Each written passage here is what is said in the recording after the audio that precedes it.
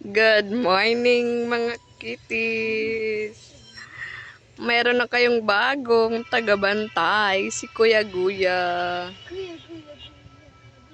Ayun guys, ano na rin sila ni Guya na pumapasok sa kanilang box. Ayun no.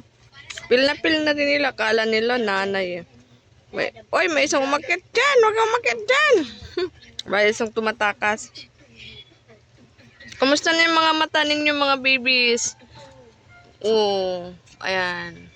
Ba't kaya ganun yung mga pusa pagka wala pang isang buwan, nagkakaganyan. May mga muta yung mata, tas kala mo na na parang nasisira yung mata nila. Ayun o. Yan. Pero okay naman yun. Yan o.